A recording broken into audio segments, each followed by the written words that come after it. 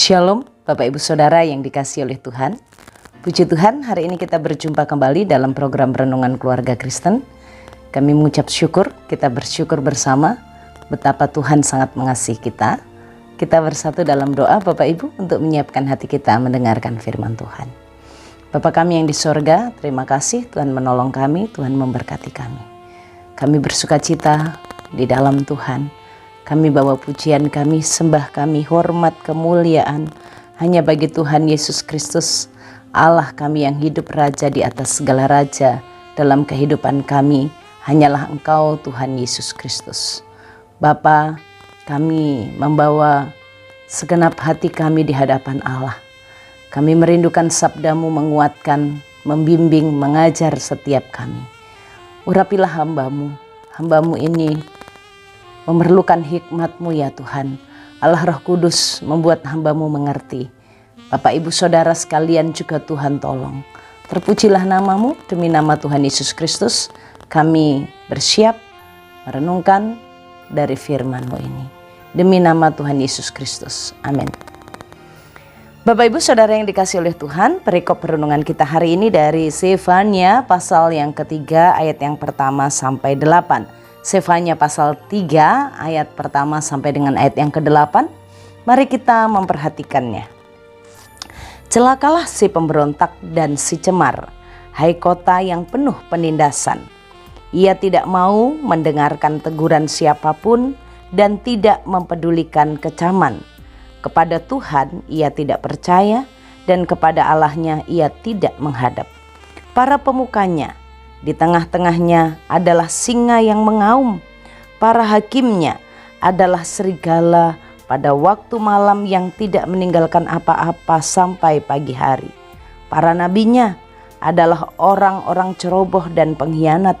Para imamnya menajiskan apa yang kudus, memperkosa hukum Taurat. Tetapi Tuhan adil di tengah-tengahnya, tidak berbuat kelaliman. Pagi demi pagi Ia memberi hukumnya, itu tidak pernah ketinggalan pada waktu fajar. Tetapi orang lalim tidak kenal malu. Aku telah melenyapkan bangsa-bangsa, menara-menara penjuru mereka telah musnah. Aku telah merusakkan jalan-jalannya, sehingga tidak ada orang-orang yang lewat. Kota-kota mereka telah ditanduskan, sehingga tidak ada orang dan tidak ada penduduk. Aku sangka, tentulah ia sekarang akan takut kepadaku, akan mempedulikan kecaman dan segala yang kutugaskan kepadanya tidak akan lenyap dari penglihatannya. Tetapi sesungguhnya mereka makin giat menjadikan busuk perbuatan mereka. Oleh karena itu, tunggulah aku. Demikianlah firman Tuhan. Pada hari aku bangkit sebagai saksi. Sebab keputusanku ialah mengumpulkan bangsa-bangsa dan menghimpunkan kerajaan-kerajaan untuk menumpahkan ke atas mereka geramku, yakni segenap murkaku yang menyala-nyala, sebab seluruh bumi akan dimakan habis oleh api cemburuku. Amin. Diberkati oleh Tuhan setiap kita yang membaca, merenungkan, dan melakukan firman Tuhan dalam hidup tiap-tiap hari. Bapak Ibu Saudara yang dikasihi oleh Tuhan, bagian firman Tuhan yang kita telah dengarkan, bacakan, dengan memperhatikan. Hari ini kita bersama-sama diajar oleh Tuhan Bapak Ibu Saudara melalui kehidupan umat Allah, orang-orang Yehuda yang ada pada masa pemerintahan Raja Yosia, yang sekitar tahun kurang lebih perkiraannya 630 sampai 622 sebelum Tuhan Yesus lahir. Kehidupan mereka begitu mengerikan ya Bapak Ibu Saudara. Di bagian ini kita mendengarkan adanya perbedaan atau bisa dikatakan begitu berlawanan. Yang pertama adalah kehidupan umat Tuhan. Kehidupan umat Tuhan yang ada di Yehuda. Mereka hidup luar biasa. Bukan luar biasa takut akan Tuhan. Tapi kehidupan mereka ini secara nyata adalah kehidupan yang tidak memerlukan Tuhan, tidak membutuhkan Tuhan, tidak mempedulikan Tuhan. Hidup dengan melawan kepada Tuhan, menggunakan kata pemberontak. Bapak Ibu, Biasanya ya yang memberontak itu kan orang yang menderita karena mendapatkan perlakuan ketidakadilan, mendapatkan perlakuan penindasan, kekejaman begitu, maka mereka memberontak.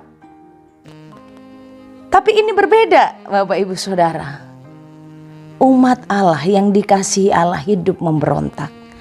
Mereka memberontak karena pemberontakan mereka itulah membuat mereka hidup di dalam kecemaran, hidup dalam kecelaan, hidup dalam kotoran, yaitu dosa yang mengotori hidup mereka.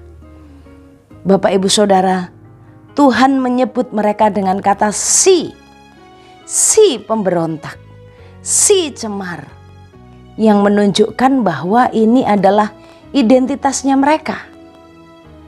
Identitas mereka menjadi tanda bagi mereka, ya. Biasanya ada sebutannya Bapak Ibu, si pintar gitu, si kurus gitu ya, si cantik. Ini sebutannya si pemberontak, si cemar. Artinya kehidupan memberontak itu sudah menjadi ciri khas hidup mereka. Memberontak kepada Tuhan itu sudah bagian hidup dari mereka. Itu menjadi kegemaran mereka, kesenangan mereka. Tindakan mereka hari demi hari, gak ada kata gak memberontak, gak melawan, gak memusuhi Tuhan. Bapak Ibu Saudara yang dikasihi oleh Tuhan, kita hari ini diingatkan sebagai umat Tuhan, siapakah kita? Siapakah kita? Si penurut, si taat? Bapak Ibu, kita belajar dari bagian ini. Si pemberontak ini, si cemar ini, mereka hidup di kota dengan penuh kekejaman, hidup dengan penindasan. Dikatakan dalam ayat 2, ia tidak mau mendengar. Ini kenapa dia sampai disebut sebagai si pemberontak yang melawan Tuhan? Karena ia tidak mau mendengarkan teguran siapapun. Tidak mau mendengarkan teguran siapapun. Siapapun yang menegur, entah orang tuanya, entah gurunya, entah nabi-nabinya, entah imamnya, entah hamba-hamba Tuhan siapapun yang diutus, tidak ada yang didengarkan tegurannya. Dia tidak mempedulikan kecaman.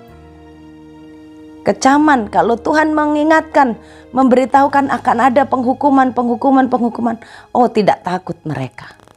Tidak peduli bahkan dengan adanya kecaman. Tidak mau mempercayai Tuhan. Dan sudah diberitahu ya dalam pasal-pasal sebelumnya, carilah Tuhan. Tapi mereka tidak mau menghadap kepada Tuhan. Ini adalah orang-orang yang ada di kerajaan Yehuda. Mereka yang ada di sekitaran kota Yerusalem. Bapak Ibu Saudara, mereka hidup seperti orang yang haus dan lapar akan kejahatan. Mereka seperti singa yang mengaum, seperti serigala yang rakus. Kalau ada mangsa bagi mereka, gak akan mereka tinggalkan. Ini kehidupan umat Tuhan. Nabi-nabinya seperti di sana mereka hidup dengan ceroboh, hidup sebagai pengkhianat, tidak setia kepada Allah. Ini adalah nabi-nabi palsu. Nabi-nabi palsu yang hidup bukan untuk melayani Tuhan, tapi melayani diri sendiri. Bukan untuk menyampaikan berita-berita firman Tuhan, tapi menyampaikan berita-berita dari hatinya sendiri, dari pikirannya sendiri, yang menguntungkan diri sendiri. Imam-imamnya yang harusnya melayani dengan kudus, sebab bait Allah itu adalah kudus, justru dialah yang menajiskan apa yang kudus. Bapak Ibu Saudara, hari ini kita belajar bersama bagaimana status kita di hadapan Tuhan dan sesama. Kita berkata kepada Tuhan, aku adalah anak Tuhan. Lalu bagaimanakah sikap kita? Bagaimanakah orang-orang di sekitar kita melihat kita? Dan apakah kita disebut, itu loh si Kristen, itu loh si yang percaya kepada Tuhan, itu loh yang hidupnya takut akan Tuhan, Itu loh yang hidupnya beriman. Itu loh yang hidupnya dia tidak sembarangan. Siapakah kita? Bapak Ibu Saudara, kita diingatkan dalam ayat yang kelima di bagian ini. Hal yang berbeda luar biasa.